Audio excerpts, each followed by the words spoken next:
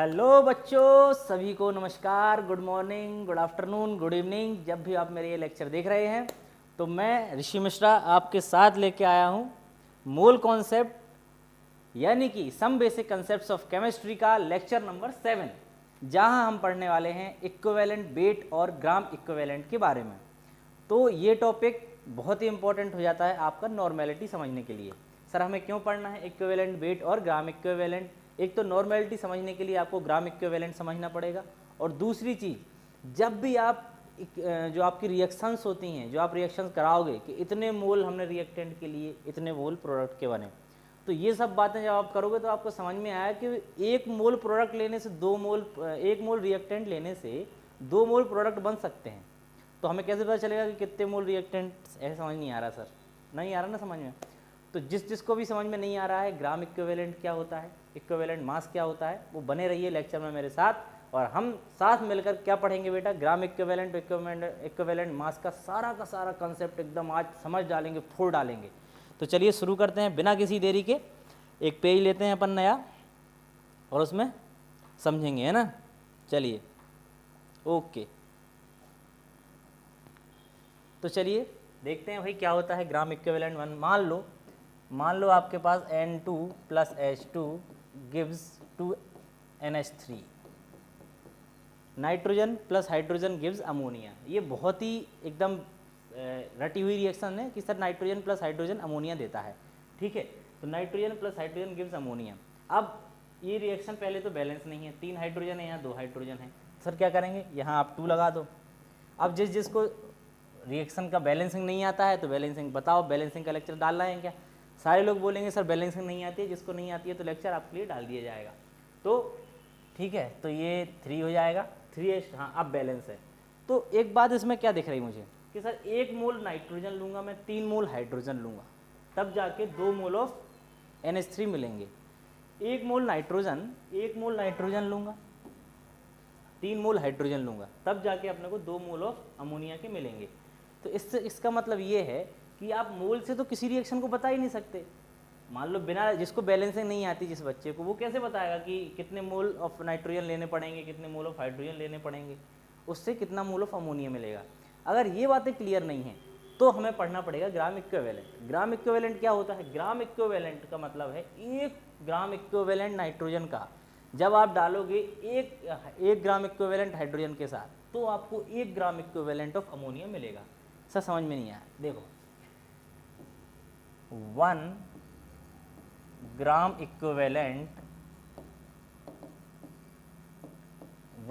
Equivalent of nitrogen added with 1 gram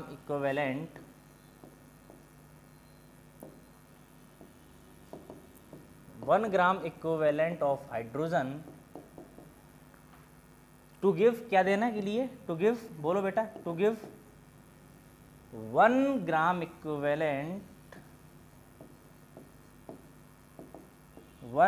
equivalent of ammonia. Clear है क्या बात? इसीलिए हमें पढ़ना है ग्राम इक्विवेलेंट। ग्राम इक्विवेलेंट का मतलब है कि बेटा 1 ग्राम इक्विवेलेंट रिएक्टेंट का लोगे तो आपको 1 ग्राम इक्विवेलेंट ऑफ प्रोडक्ट ही मिलेगा। क्लियर है क्या बात? ग्राम इक्विवेलेंट क्यों पढ़ना पड़ा? मोल से हमारा काम नहीं चल रहा था, क्योंकि मोल में आपको रिएक्शन हमेशा बैलेंस करनी पड़ेगी कि इतने मोल हाइड्रोजन के लिए, इतने मोल नाइट्रोजन के लिए, तब जाके इतने मोल इसके बने, आपके अमोनिया के बने। तो आपको ये रिएक्शन बैलेंस चाहिए। आपके पास अगर रिएक्शन बैलेंस नहीं है तो क्या करोगे? तो बेटा लगाएंगे कंसेप्ट ग्राम इक्विवेलेंट का। ग्राम इक्विवेलेंट कहता है कि 1 mole reactant, 1 gram equivalent of reactant लोगे तब जाके क्या बनेगा बेटा? 1 ग्राम इक्विवेलेंट ऑफ प्रोडक्ट बनेगा।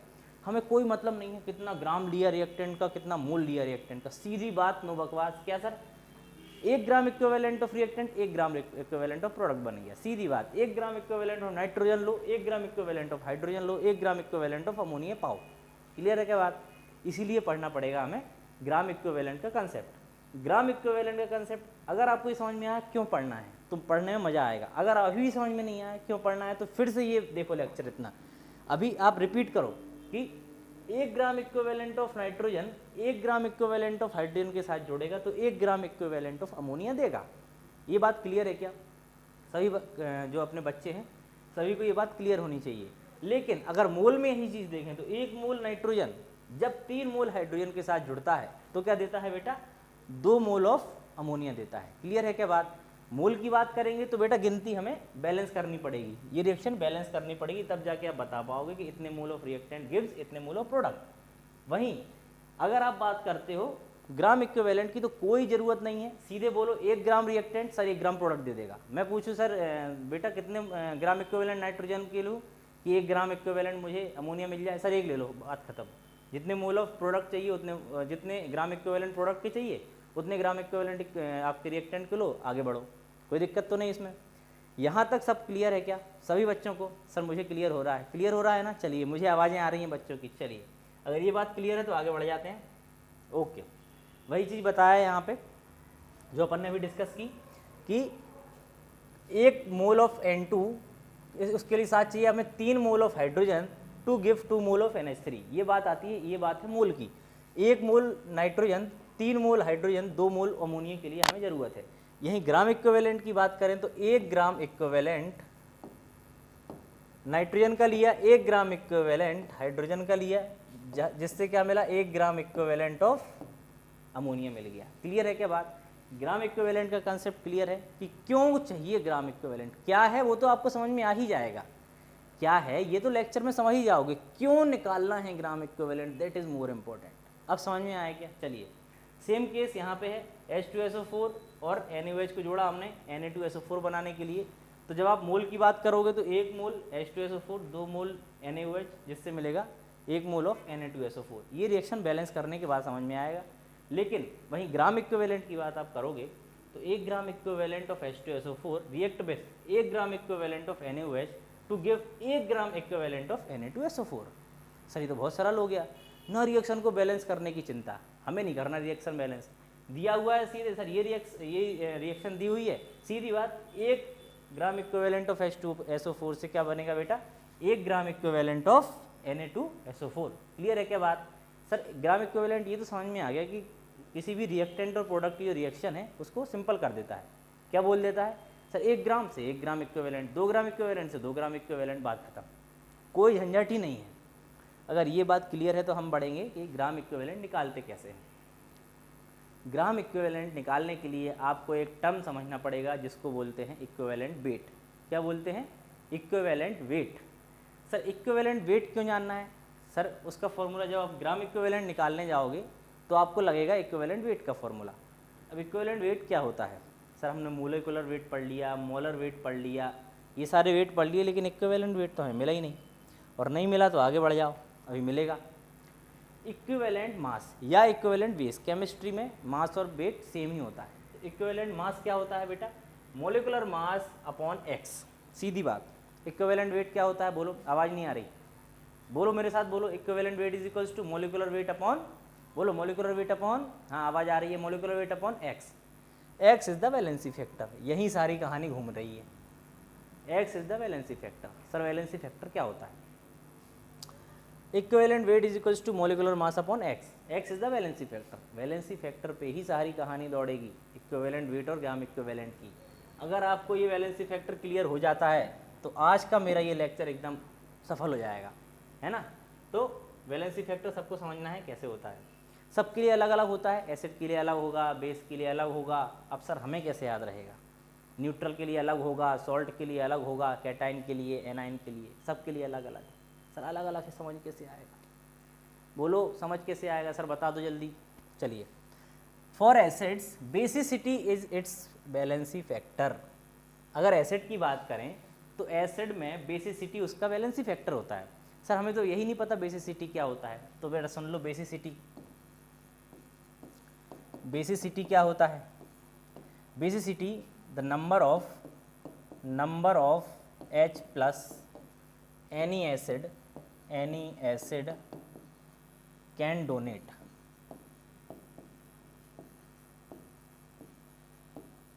कोई भी एसिड कितने H प्लस डोनेट कर सकता है, ये उसकी वैलेंसी फैक्टर होता है या ये उसकी बेसिसिटी होती है। कोई भी एसिड अपने आप से कितने H प्लस जो है डोनेट कर सकता है किसी को, समझ में आ रही बात? एसिड किसी को अपने H+ कितने दे सकता है, that is called at its valency factor या बेसिसिटी। मान लो H2SO4 है, ठीक है, तो अब एक पेज लेते हैं, अपन समझेंगे वैलेंसी फैक्टर क्या होता है और बेसिसिटी क्या होती है। ये बहुत इंपॉर्टेंट कंसेप्ट है, समझ में नहीं आएगा रिपीट करके देखना 2 बार 3 बार, नहीं समझ में आए कमेंट में पूछो। बेसिसिटी क्या होती है, वैलेंसी फैक्टर क्या होता है। आज का लेक्चर यही 2 हमारी टॉपिक हैं, वैलेंसी क्या होता है और बेसिसिटी, या बेस के केस में एसिडिटी क्या होता है। एसिड के केस में बेसिसिटी और बेस के केस में एसिडिटी। तो ये बैलेंसी, एसिडिटी, बेसिसिटी, ये 4 चीज़ें समझ में आनी चाहिए। आज के लेक्चर का यही मोटो है, ये हमारे 3 टॉपिक क्लियर होने चाहिए। तो शुरू करते हैं एक बार और समझते हैं। ओके, तो ये बोर्ड साहब कह रहे हैं कि आप पेज नहीं ले सकते हो। ओके, तो हम फिर भी ले लेंगे पेज, क्यों? क्योंकि हम तो ऋषि मिश्रा हैं। चलिए, तो हमें क्या पढ़ना है, बेसिसिटी। बेसिसिटी अभी हमने पढ़ा, बेसिसिटी क्या होती है। बेसिसिटी होती है कि number of H+ any acid can donate. कोई भी मान लो HCl है, हाइड्रोजन हाइड्रोक्लोरिक एसिड, ठीक है। HCl जो है, इसकी आपसे बेसिसिटी कोई पूछ ले तो क्या बताओगे, सर ये कितने H+ दे पाएगा? H+ + Cl ऐसी तो देगा, 1H+ + Cl, H+ + Cl negative, ये टूटेगा तो ऐसे ही टूटेगा ना। तो एक HCl कितने हाइड्रोजन दे रहा है बेटा? 1। एक H+ कितने दे रहा है? 1 हाइड्रोजन दे रहा है, ठीक है। तो इसकी बेसिसिटी बोलो फटाफट, आवाज़ नहीं आ रही, इसकी बेसिसिटी 1। मान लो आपसे पूछे कोई H2SO4, इसकी बेसिसिटी, H2SO4 कितने हाइड्रोजन दे सकता है? तो सर इसके 2 केस हैं, ये रिएक्शन में समझ में आएगा। इसके 2 केस हैं, एक तो H+ + HSO4 नेगेटिव बन जाए, दूसरा 2H+ + SO4 डाई नेगेटिव बना ले। ये 2 केस हैं आपके पास। जब भी H2SO4 टूटेगा तो या तो H+ + HSO4 नेगेटिव टूटेगा, या फिर H2H+ + SO4 डाई नेगेटिव के फॉर्म में टूटेगा, यानी 2 हाइड्रोजन निकल जाएंगे, 1 सल्फेट आयन निकल जाएगा। नॉर्मली केसेस में अगर आपको क्वेश्चन दिया हो तो आपको मान के चलना है कि 2 H+ निकल रहे हैं, ठीक है। तो ये होती है किसी भी एसिड की बेसिसिटी, वो कितने हाइड्रोजन डोनेट कर सकता है।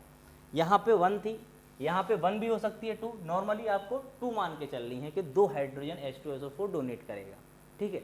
कुछ एसिड्स अभी मैं बताऊंगा आपको, ऐसे भी होते हैं जिनको आप देख के नहीं बता सकते कि ये कितने हाइड्रोजन डोनेट करेंगे, वो आपको स्ट्रक्चर देख के समझ में आएगा। पहले ये चीज़ें समझ लो कि बेसिसिटी क्या है। सर समझ में आ गया मुझे कि कितने, बोलो कितने H+ डोनेट करेगा। Basicity number of H+ any acid can donate, number of H+ any acid can donate, that is basicity. Basicity सबको कंफर्म होनी चाहिए। नंबर ऑफ H+ कितने डोनेट कर सकता है, that is it's basicity. Number of H+ any acid can donate, ठीक है। HCl कितने? 1। सर H2SO4 कितने? 1 और 2, ठीक है। क्लियर है क्या बात? ये बात सबको क्लियर होनी चाहिए। चलिए, अगर ये बात क्लियर है तो आगे बढ़ जाते हैं। ओके, तो बेसिसिटी क्या है बेटा? Number of H+ any acid can donate, ठीक है। नंबर ऑफ H+ कितने दे सकता है, ठीक है। ऐसे सेम फॉर एसिडिटी अभी पढ़ेंगे हम। तो अब थोड़ा सा आगे बढ़ते हैं, 1-2 एग्जांपल लेते हैं। फॉर एग्जांपल H2SO4 अभी हम पढ़ के आए, इसके 2 केस। इसके कौन कौन से 2 केस? एक तो H+ + HSO4 नेगेटिव, दूसरा 2H+ + SO4 डाई नेगेटिव, ठीक है। ये 2 केस हैं, 2 केस में H2SO4 टूट सकता है। तो ये आपको क्वेश्चन में दिया होगा, अगर क्वेश्चन में नहीं दिया है आप 2H मान के चलो। अब H3PO4, H3PO3, H3PO2, सर इसमें 3 हाइड्रोजन दिख रहे हैं, तो क्या सबकी बेसिसिटी 3 है? नहीं बेटा, यही तो बात है, यही समझने वाली बात है। जो केमिस्ट्री में आपको याद करना पड़ती है ना चीज़ें, वो यही हैं। अब तक सारा कंसेप्चुअल समझा हमने, पूरा मूल एकदम कंसेप्ट से समझ रहे थे, कुछ याद नहीं करवाया सर आपने। अब याद करना पड़ेगा थोड़ा सा, इनके स्ट्रक्चर याद होने चाहिए सबको। H3PO4, H3PO3, H3PO2 सबके स्ट्रक्चर याद होने चाहिए। जिसको नहीं याद है जाओ P block chemistry class 12 P block chapter में जाना, वहाँ इन सबके स्ट्रक्चर मिल जाएंगे। यहाँ मैं बताऊँगा ही सही, मैं आपको रेफरेंस दे रहा हूँ, आप वहाँ से जाके पढ़ सकते हो। H3PO4 का स्ट्रक्चर कैसे बनाओगे बोलो?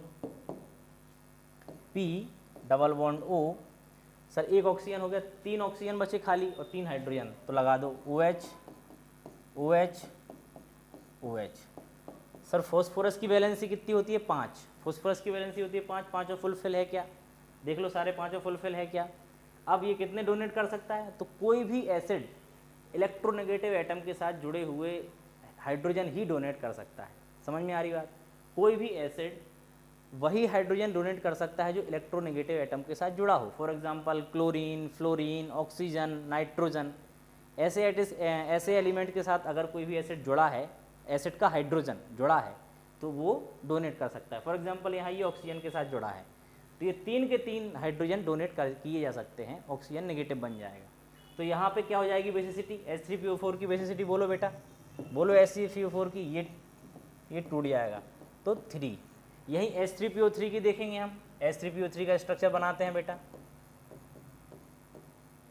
कैसे बनाओगे, फॉस्फोरस एक ऑक्सीजन, ठीक है। अब 2 ऑक्सीजन बचे 3 हाइड्रोजन, तो 2 OH लगा दो और एक डायरेक्ट हाइड्रोजन लगा दो। तो इसकी वैलेंसी दिख रही है क्या, सर हमें तो दिख रही है 2 आएगी, किस किस को नहीं दिखी, बोलो बेटा, ये तो बेसिसिटी इज इक्वल्स टू, इसकी बेसिसिटी H3PO3 की 2, H3PO2 की कैलकुलेट कर लोगे, सर आप ही बता दो, चलो मैं बता देता हूँ। H3PO2 इसका स्ट्रक्चर बनाओ, एक ऑक्सीजन यूज़ हो गया, एक हमने OH के साथ कर दिया। अब इसकी वैलेंसी 2 और हमें जो है भरनी है और 2 हाइड्रोजन बचे हैं, तो कैसे करोगे, लो कितने डोनेट हो सकते हैं, सर एक हो सकता है, एक ही OH के साथ जुड़ा है। तो H3PO3 की जो बेसिसिटी है वो 3, H3PO4 की 3, H3PO3 की 2 और H3PO2 की 1। क्लियर है क्या बात।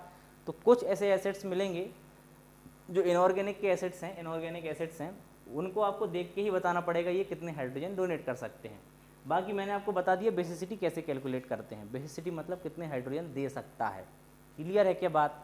अब इक्विवेलेंट वेट अगर एसिड्स का निकालना हो तो कैसे निकालोगे, बोलो फटाफट, एसिड्स का इक्विवेलेंट वेट कैसे निकालोगे, इक्विवेलेंट वेट और equivalent mass for acids. Molecular mass, मान लो H2SO4 की बात करेंगे, molecular mass of H2SO4 sir 98, valency factor कुछ नहीं दिया तो 2, इक्विवेलेंट वेट कितना आ गया सर 98/2 दैट इज 49, खत्म बात।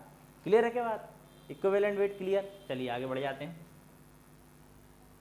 ओके, बेसिस, अब बेस की एसिडिटी होती है, जैसे अपन ने एसिड की बेसिसिटी पढ़ी थी कि वो कितने OH डोनेट कर सकता है, वैसे ही हम पढ़ेंगे आपकी एसिड की जो है बेस की एसिडिटी।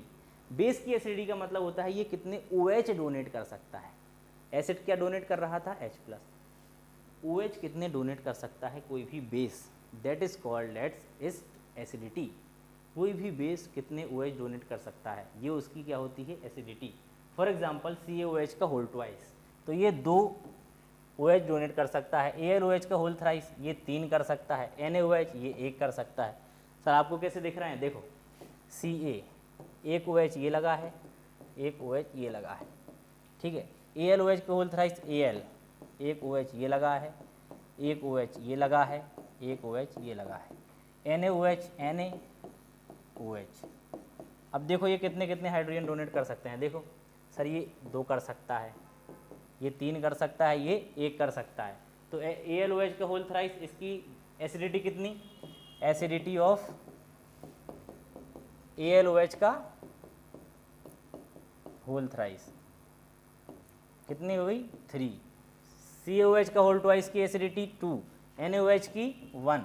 क्लियर है क्या बात। कैसे अपन कैलकुलेट करेंगे एसिडिटी, कितने OH डोनेट कर सकता है कोई भी बेस। जैसे एसिड कितने H+ डोनेट कर रहा था, वैसे ही बेस कितने OH डोनेट करेगा, हाइड्रोक्साइड आयन कितने डोनेट करेगा, उस बेसिस पे हम बताते हैं किसी भी बेस की एसिडिटी। क्लियर है क्या बात। और एसिडिटी क्या है, वैलेंसी फैक्टर। तो इक्विवेलेंट वेट ऑफ बेस कैसे निकालोगे, इक्विवेलेंट वेट ऑफ बेस कैसे निकालोगे, बोलो फटाफट। इक्विवेलेंट वेट निकालेंगे सर मोलिकुलर वेट, इसका मोलिकुलर वेट तो कैलकुलेट कर ही सकते हो, किसी का भी कर सकते हो, सिखा दिया मैंने। जिसको नहीं आता है वो लेक्चर देखे फटाफट पीछे, है ना। तो AlOH होल थ्राइस का molecular weight upon valency factor, valency factor कितना निकाला 3, acidity is the valency factor, तो जो है आपका इक्विवेलेंट वेट आ जाएगा। क्लियर है क्या बात। एसिड का हमने सीख लिया, बेस का हमने सीख लिया। अब बात करते हैं सॉल्ट की। सॉल्ट, सर सॉल्ट का कैसे निकालोगे? तो the number of total positive charge किसी भी कैटाइन पे या एनाइन पे, है ना, यहाँ लिखा हुआ है कैटाइन, आप एनाइन भी कंसीडर कर सकते हो। कैटाइन या एनाइन पे टोटल पॉजिटिव चार्ज, कैटाइन पे टोटल पॉजिटिव चार्ज और एनाइन पे total negative charge, that is called as its valency factor.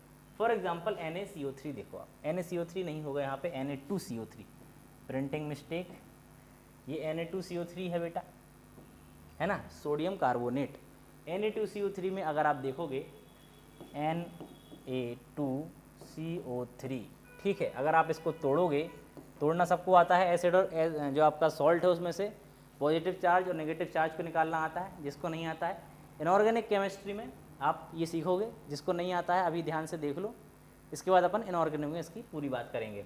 तो ये 2Na+ और CO3 डाई नेगेटिव, इसमें टूटेगा, total positive charge sir 2, total negative charge वो भी 2।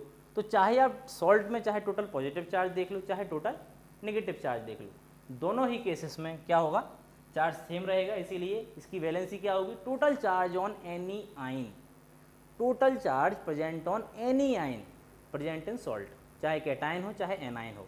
कैटाइन पे कितना चार्ज है वो कैलकुलेट कर लो, या एनाइन पे कितना चार्ज है वो कैलकुलेट कर लो। सर कैटाइन पे कितना है वो भी 2 है, एनाइन पे कितना है वो भी 2 है, तो किसी एक का ले लो, आगे बढ़ो। वैलेंसी फैक्टर कितनी, Na2CO3 की सर 2, सेम AlCl3 की अब AlCl3 इसको रफ कर दें, लिख लिया क्या सब? नहीं है, रफ कर दूं क्या? चलिए, ओके ओके। तो AlCl3 अगर तोड़ूं मैं तो Al3 positive plus 3Cl negative, तो चाहे आप नेगेटिव चार्ज देख लो चाहे आप पॉजिटिव चार्ज देख लो। AlCl3 का वैलेंसी फैक्टर सर 3 दिख रहा है मुझे, तो हमने सॉल्ट का भी इक्विवेलेंट वेट निकालना सीख लिया। चलिए आगे बढ़ जाते हैं। Okay, equivalent weight of ion.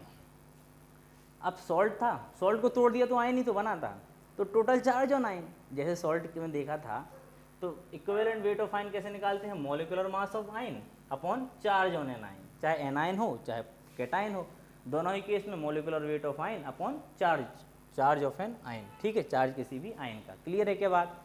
चलिए आगे बढ़ते हैं, हम रिएक्शन देखते हैं। H2SO4 plus NaOH gives NaHSO4 plus पानी, ठीक है। तो ये रिएक्शन अगर आपको दी हुई है, कोई पूछता है कितने ग्राम इक्विवेलेंट H2SO4 के लगेंगे, कितने ग्राम इक्विवेलेंट ऑफ NaHSO4 बनाने के लिए, तो कैसे बताओगे? Sir 1 gram equivalent, 1 gram equivalent product बनाने के लिए 1 ग्राम इक्विवेलेंट रिएक्टेंट लगता है 1 ग्राम इक्विवेलेंट प्रोडक्ट निकालने के लिए। अब ग्राम इक्विवेलेंट कैसे कैलकुलेट करें? सर तब से आप इक्विवेलेंट वेट पढ़ाए जा रहे हो, कोई मतलब नहीं है, हमें तो समझ नहीं आ रहा क्यों पढ़ा रहे हो। चलिए, number of gram equivalent is equals to weight of substance. क्या दिया हुआ है बेटा? Weight of substance. क्या दिया है? Weight of substance upon equivalent weight, इसीलिए तो पढ़ रहे थे बेटा तब से equivalent weight. Number of gram equivalent is equals to weight of substance upon equivalent weight. आपको एक ट्रिक बताता हूँ छोटी सी, नंबर ऑफ मोल्स में और नंबर ऑफ ग्राम इक्विवेलेंट में थोड़ी सी सिमिलैरिटी होती है, ये सिमिलैरिटी सबको समझ नहीं आती। आप देखो कैसे कैलकुलेट करोगे। Number of gram equivalent is equals to weight of substance upon equivalent weight, यही लिखा है ना, नंबर याद कर लो, ये तो याद होना चाहिए। Number of gram equivalent is equals to weight of substance upon equivalent weight. Clear है क्या बात? अब नंबर ऑफ मोल का फॉर्मूला बोलो, आवाज़ नहीं आई। नंबर ऑफ मोल्स बोलो बेटा फटाफट। Sir given weight upon molecular weight या मोलर वेट, ऐसे ही number of equivalence is equals to given weight upon molar weight की जगह यहाँ कौन सा वेट लेते हैं बेटा? Equivalent weight. कौन सा वेट? Equivalent weight. तो ये क्या है बेटा? समानता है किसके बीच में? नंबर ऑफ मोल्स के बीच में और नंबर ऑफ ग्राम इक्विवेलेंट के बीच में। गिवन वेट, यहाँ पे मोलर वेट होता है, यहाँ पे इक्विवेलेंट वेट होता है। क्लियर है क्या बात? क्लियर है क्या सभी को? ये बात क्लियर होनी चाहिए। चलिए आगे बढ़ते हैं। नंबर ऑफ ग्राम इक्विवेलेंट समझ में आ गया, given weight upon equivalent weight, इसीलिए बेटा हम पूरे लेक्चर में हमने क्या पढ़ा है? Equivalent wait. ठीक है, आगे बढ़ते हैं। चलो सवाल आ गया, सवाल सॉल्व करो, सारे बच्चे सवाल सॉल्व करेंगे।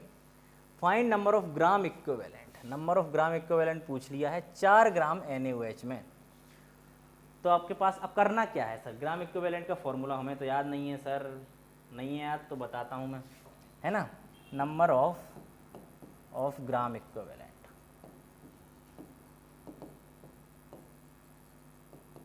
गिवन वेट अपॉन, बोलो फटाफट, given weight upon equivalent wait, equivalent weight. अब इक्विवेलेंट वेट तो नहीं पता, मॉलिक्यूलर वेट तो आप कैलकुलेट कर देते थे कि सर NaOH का कितना, Na का मोलर वेट प्लस OH का molar weight, that is called molar weight of NaOH। लेकिन हमें चाहिए इक्विवेलेंट वेट। इक्विवेलेंट वेट कैसे निकालते हैं sir, molecular weight divided by valency factor. Valency factor 1 है, दिया हुआ है, नहीं भी दिया होता तब भी आप NaOH का कर सकते थे कैलकुलेट, सॉल्ट का कैलकुलेट करना अभी सिखाया मैंने, ठीक है। तो अब इक्विवेलेंट वेट निकाल दो सबसे पहले, equivalent weight sir molecular weight upon valency factor sir NaOH का मॉलिक्यूलर वेट फटाफट बोलो 40, वैलेंसी फैक्टर 1, तो इक्विवेलेंट वेट आ गया 40। सर इक्विवेलेंट वेट है, गिवन वेट कितना है 4 ग्राम, गिवन वेट कितना है 4 ग्राम। तो नंबर ऑफ ग्राम इक्विवेलेंट निकालो फटाफट, नंबर ऑफ ग्राम इक्विवेलेंट कैसे निकालेंगे बेटा, given weight 4 gram, equivalent wait 40 gram, 0.1, number of gram equivalent of NaOH is 0.1 gram equivalent आपके किसके हैं, NaOH के। क्लियर है क्या बात, सभी को क्लियर होना चाहिए। जिसको क्लियर नहीं है एक बार ये नोट्स, आपके ये नोट जो है, अगर आप ये लेक्चर यूट्यूब पे देख रहे हैं तो आपको ये नोट मिल जाएंगे कहाँ पे बेटा, आपके डिस्क्रिप्शन लिंक में, और अगर आप ऐप पे देख रहे हैं तो वहाँ पे आप PDF के फॉर्म में ये आपको सारे के सारे नोट्स अवेलेबल हो जाएंगे। चलिए फिर सवाल आ गया, बहुत ही प्यारा सवाल, वीडियो को पॉज कीजिए, सवाल को सॉल्व कीजिए। Find number of gram equivalent present in 0.9 gram of H2SO4, 0.9 gram of H2SO4। Same procedure है जो हमने पिछले सवाल में प्रोसीजर फॉलो किया, सेम प्रोसीजर फॉलो करना है, ग्राम इक्विवेलेंट आपसे पूछे हुए हैं। क्लियर है क्या बात, चलिए सॉल्व कीजिए फटाफट। ओके सॉल्व करूँ मैं, ओके करता हूँ। तो ग्राम इक्विवेलेंट पूछे हैं, ग्राम इक्विवेलेंट का फॉर्मूला लगाओगे, नंबर ऑफ ग्राम इक्विवेलेंट क्या होता है, given weight upon equivalent wait. Sir equivalent weight क्या होता है, बोलो फटाफट, इक्विवेलेंट वेट क्या होता है, इक्विवेलेंट वेट होता है sir molecular weight upon valency factor. तो equivalent weight is equals to molecular weight upon valency factor. Sir valency factor कैसे निकालेंगे सर, H2SO4 कितने दे सकता है, मैंने आपको बताया था, गिवन अगर हो कि एक ही हाइड्रोजन देगा तो वैलेंसी फैक्टर 1, कुछ दिया नहीं है तो हम क्या मानेंगे, कितने दे सकता है, 2 दे सकता है, तो valency factor 2। Molecular weight of H2SO4 sir तब से पढ़ते आ रहे हैं, आज के लेक्चर में भी पढ़ा, 98 होता है सर, हमें तो याद हो गया, बार बार क्यों पूछते हो। चलो 98 अपॉन वैलेंसी फैक्टर 2, तो 49, equivalent weight is equal to 49 gram. अब गिवन वेट कितना है, नंबर ऑफ ग्राम इक्विवेलेंट निकालना है ना, हमारा टारगेट क्या है, नंबर ऑफ ग्राम इक्विवेलेंट निकालना। तो गिवन वेट सर 0.98 ग्राम, इक्विवेलेंट वेट सर 49 ग्राम। अब तो सर मैं निकाल ही दूंगा, सर मैं इंटेलिजेंट हो गया हूँ, इंटेलिजेंट हो गया बेटा। 2/100 that is 0.02, number of gram equivalent are 0.02। Clear है क्या बात, सभी बच्चों को ये बात क्लियर होनी चाहिए, क्लियर है क्या सभी को। चलिए आगे बढ़ते हैं। ओके फिर से find the number of gram equivalent present in 53 gram of Na2CO3। ठीक है, Na2CO3 में नंबर ऑफ ग्राम इक्विवेलेंट निकाल रहे हैं, सेम फॉर्मूला, 2 फॉर्मूले। सबसे पहले नंबर ऑफ ग्राम इक्विवेलेंट कैसे निकालते हैं सर, कैसे निकालते हैं बोलो फटाफट, given weight upon equivalent wait. ये कंसेप्ट आपको ग्राम इक्विवेलेंस का NCERT में नहीं मिल सकता है, हो सकता है, लेकिन अगर आप कंपटीशन नीट या जेड वाली की तैयारी कर रहे हो तो ग्राम इक्विवेलेंट बहुत इंपॉर्टेंट हो जाता है, क्योंकि सवाल आपको ऐसे दिए जाएंगे कि भाई ये रिएक्शन है, इसमें ये रिएक्टेंट है, कितना प्रोडक्ट बनेगा। रिएक्टेंट के कितने मोल हैं, कितने मोल ऑफ प्रोडक्ट बनेंगे, वो डायरेक्ट पूछेगा। और डायरेक्ट आपको सॉल्व करना आना चाहिए ग्राम इक्विवेलेंस से, इसीलिए ग्राम इक्विवेलेंस बहुत ही इंपॉर्टेंट हो जाता है। तो इक्विवेलेंट वेट कैसे निकालोगे, इक्विवेलेंट वेट बोलो फटाफट, इक्विवेलेंट वेट कैसे निकालोगे? तो इक्विवेलेंट वेट के लिए कैसे निकालोगे? Molecular weight divided by valency factor. Molecular wait कितना होता है Na2CO3 का? चलो कैलकुलेट करते हैं सर। Na2CO3 सर कैसे कैलकुलेट करेंगे, बोलो फटाफट। तो Na2 23 into 2, carbon 12, oxygen 3 into 16, तो 46 plus 12 plus 48 that is 106 gram. Na2CO3 का मॉलिक्यूलर वेट 106 ग्राम, ठीक है, कितना 106 ग्राम। तो equivalent weight is equals to, बोलो फटाफट, equivalent weight is equals to molecular weight divided by valency factor. Molecular weight 106 sir, valency factor. Na2CO3 salt है, salt की निकालना सिखाई थी कैसे। टोटल चार्ज या तो कैटाइन पे या एनाइन पे, total charge present either on cation और ऑन एनाइन। तो मुझे 2 दिख रहा है टोटल चार्ज, तो equivalent weight is equals to 53 gram. अब तो आइए गिवन वेट सर कितना है 53 gram, equivalent weight is equals to कितना है 53 ग्राम।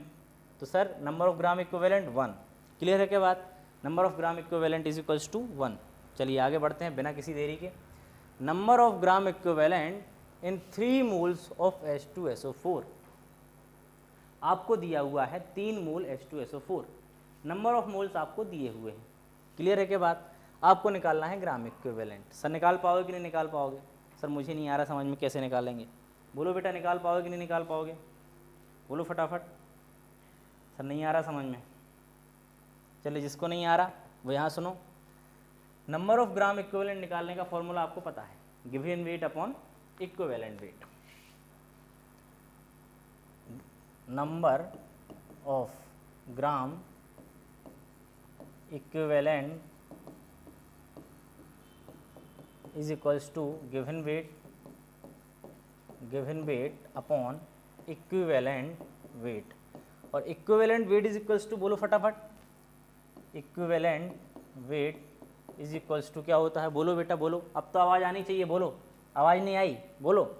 Molecular weight upon valency factor. Valency factor H2SO4 का 2 होता है, 25 बार बता चुके हैं। मोलिकुलर वेट 98, तो इक्विवेलेंट वेट तो आ गया sir 98 divided by 2 that is 49। Sir equivalent weight तो आ गया, अब गिवन वेट कैसे निकालें सर, अब नहीं आ रहा समझ में, गिवन वेट कैसे निकालें। नंबर ऑफ मोल्स दिए हुए हैं, गिवन वेट चाहिए, नंबर ऑफ मोल्स दिए हैं, गिवन वेट चाहिए। पुराने लेक्चर्स याद करो, याद आना चाहिए पुराने लेक्चर्स। नंबर ऑफ मोल्स दिया है, गिवन वेट पूछा है सर, नंबर ऑफ मोल्स का पुराना फॉर्मूला जो बचपन में पढ़ते थे, बोलो बचपन में पढ़ते थे, number of moles is equals to, number of moles is equals to given weight upon molecular weight,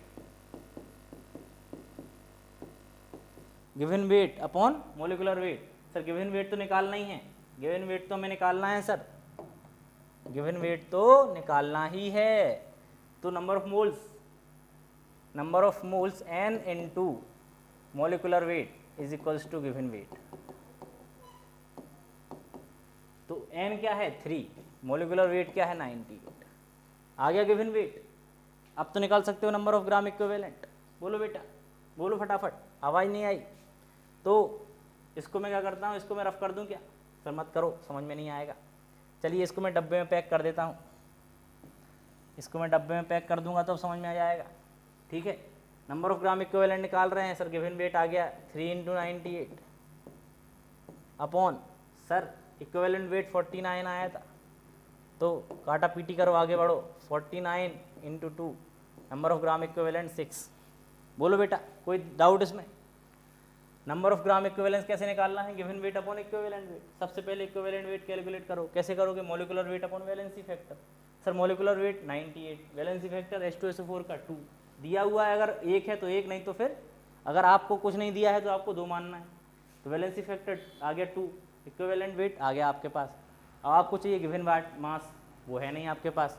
given mass कैसे निकालोगे, मोल्स दिए हैं sir, number of moles is equals to given weight upon molecular weight. तो given weight निकालना है, given weight is equals to number of moles into molecular mass, number of moles 3, molecular mass 98। Clear है के बाद? ये आ गया given weight. फिर दोनों चीज़ें हमारे पास मिल गई, आपने क्या किया, नंबर ऑफ ग्राम इक्विवेलेंट निकाल दिए। क्लियर है के बाद? अगर क्लियर है तो आगे बढ़ो। Find the equivalent mass of elements in HBr का आपके पास इक्विवेलेंट मास पूछा है। अभी तक पूछ रहे थे हम नंबर ऑफ ग्राम इक्विवेलेंस, अब क्या पूछ लिया, equivalent mass. Sir equivalent mass कैसे निकालते हैं, इतनी बार तो बता चुके हो sir. Equivalent weight, molecular weight, molecular weight divided by valency factor, molecular weight divided by valency factor. Clear है के बाद? मोलिकुलर वेट HBr का रख देना है अपने को, वैलेंसी फैक्टर 1 आ जाएगा। क्या HBr का 81 होता है, मैं बता देता हूँ। 81 डिवाइड बाय 1 करोगे, 81 is the equivalent weight of HBr। चलिए आगे बढ़ते हैं बिना किसी देर के। सेम वही H2O का पूछा है, यहाँ पे NH3 का आपसे इक्विवेलेंट वेट पूछा है। लास्ट में बहुत ही सिंपल सवाल डाल दिए गए हैं आपके लिए। H2O का कैसे निकालोगे इक्विवेलेंट वेट, H2O का molecular mass, equivalent weight of H2O कैसे निकालोगे H2O का बेटा, H2O कैसे निकालोगे, molecular mass of H2O that is 18 upon valency factor 2, तो 9 is the equivalent weight of H2O। Same for NH3, NH3 कैसे निकालोगे equivalent weight of NH3 is, बोलो बेटा, नाइट्रोजन का 14, हाइड्रोजन का 1, 3 हाइड्रोजन है तो 14 प्लस 3 17, तो NH3 का कैसे निकालोगे बेटा, 17 डिवाइडेड बाय वैलेंसी फैक्टर, कितने हाइड्रोजन डोनेट कर सकता है, सब 3 कर सकता है, divide by 3, 17/3 is the equivalent weight of NH3। Clear है के बाद?